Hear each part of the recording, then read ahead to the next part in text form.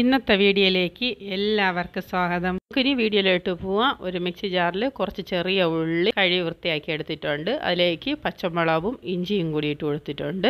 ഒരു 5 അല്ലി വെളുത്തുള്ളി ഇട്ട് കൊടുത്തിട്ടുണ്ട്. ഇനി ഇതിലേക്ക് ആവശ്യത്തിനുള്ള ഉപ്പ് ഇട്ട് കൊടുക്കാം. ഇനി കുറച്ച് കറിവേപ്പില കൂടി ഇട്ട് കൊടുക്കാം. ഇതെല്ലാം കൂടി നമുക്കൊന്ന് അരച്ചെടുക്കാം. കുറച്ച് ചിക്കൻ കഴുകി വൃത്തിയാക്കി എടുത്തിട്ടുണ്ട്. അതിലേക്ക് കുറച്ച് മഞ്ഞൾപ്പൊടി ഇട്ട് കൊടുത്തിട്ടുണ്ട്. ഇനി ഇതിലേക്ക് നേരത്തെ അരച്ച് വെച്ചിട്ടുള്ളത് എല്ലാം കൂടി ഒന്ന് ഒഴിച്ചു കൊടുത്ത് നമുക്ക് അതിനെല്ലാം കൂടി ഒന്ന് കുഴച്ചെടുക്കാം. എല്ലാം കൂടി ഒന്ന് മിക്സ് ചെയ്തതിന് ശേഷം ഇത് ഒരു അരമണിക്കൂർ നമ്മൾ റെസ്റ്റ് ചെയ്യാൻ വെച്ചിരിക്കുന്നു. അടച്ച് മാറ്റി വയ്ക്കാം. സവാള ചെറുത് അരിഞ്ഞെടുത്ത് നമ്മൾ ഇതിനെ എണ്ണയിൽ വറുത്ത് കോരി എടുത്തിട്ടുള്ളതാണ്.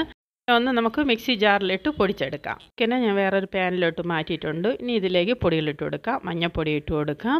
ഇവയൊക്കെ നിങ്ങളുടെ ആവശ്യാനുസരണമാണ്. ഇത് ഞാൻ 1.5 സ്പൂൺ മുളക് പൊടി ഇട്ടിട്ടുണ്ട്. ഇനി ഇതിലേക്ക് 1.5 സ്പൂൺ മല്ലിപ്പൊടി ഇട്ട് കൊടുക്കാം. ശകലം കുരുമുളക് പൊടി ഇട്ട് കൊടുക്കാം. ഇനി ഇതിലേക്ക് മസാല പൊടി കൂടി ഇട്ട് കൊടുക്കാം. നമ്മൾ നേരത്തെ പൊടിച്ചു വെച്ചിട്ടുള്ള സവാള വറുത്തത് അതും കൂടി ഇട്ട് കൊടുക്കാം. ഇത് ഇനി എല്ലാം കൂടി നമ്മൾ മിക്സ് ചെയ്തെടുക്കണം. എല്ലാം ആ ചിക്കനിൽ പിടിക്കാൻ കണക്കാക്കി നമ്മൾ കൈ കൊണ്ട് തന്നെ നല്ലതുപോലെ ഒന്ന് മിക്സ് ചെയ്ത് കൊടുക്കണം. മിക്സ് ചെയ്തെടുത്ത് വെച്ചിട്ടുണ്ട്. ഇനി ഇതിലേക്ക് ഒരു നാരങ്ങരപ്പുളി കൂടി പിഴിഞ്ഞ് ഒഴിച്ച് കൊടുക്കാം.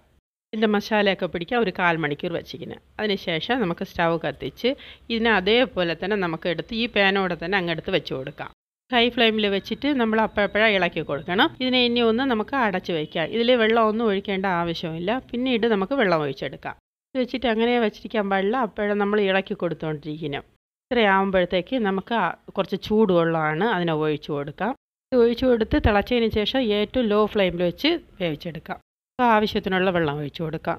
സമയത്ത് ഉപ്പ് കുറവാണെങ്കിൽ നിങ്ങൾ ഉപ്പ് കൂടി ഇട്ട് കൊടുക്കാം. ഇതിനെ ഒന്ന് അടച്ചു വയ്ക്കാം. ഇനി ഇതിലേക്ക് കുറച്ച് കാഷ്യൂനട്ട് ഞാൻ കോരായിട്ട് വെച്ചിട്ടുണ്ടായിരുന്നു. അതിനെ കൂടി നമുക്ക് അരച്ചെടുക്കാം. നിങ്ങൾക്ക് എത്രത്തോളം ഗ്രേവി വേണോ അത് കണക്കാക്കി നിങ്ങൾ എടുത്താൽ മതി. ഇനി അതിലേക്ക് അരച്ച് വെച്ചിട്ടുള്ള കാഷ്യൂനട്ടിനെ കൂടി ഒഴിച്ച് എല്ലാം കൂടി ഒന്ന് മിക്സ് ചെയ്ത് എടുക്കാം. എല്ലാം കൂടി ഒന്ന് തിളയ്ക്കണം. നല്ലതുപോലെ ഒന്ന് തിളയ്ക്കണം. തിളച്ചൊക്കെ വന്നിട്ടുണ്ട്. ഇനി ഇതിലേക്ക് ആവശ്യത്തിനുള്ള മല്ലിയിലയും കറിവേപ്പിലയും കൂടി ഇട്ട് കൊടുക്കാം. നിങ്ങൾക്ക് ഇഷ്ടമുള്ളതുപോലെ എടുക്കാം. ഗ്രേവി കൂടുതൽ വേണമെങ്കിൽ അത് കണക്കാക്കി എടുക്കാം. കുറച്ച് വേണമെങ്കിൽ അത് കണക്കാക്കി എടുക്കാം. നല്ലൊരു ചിക്കൻ കറിയാണ്. ഇത് എല്ലാവരും ഒന്ന് ചെയ്ത് നോക്കണേ.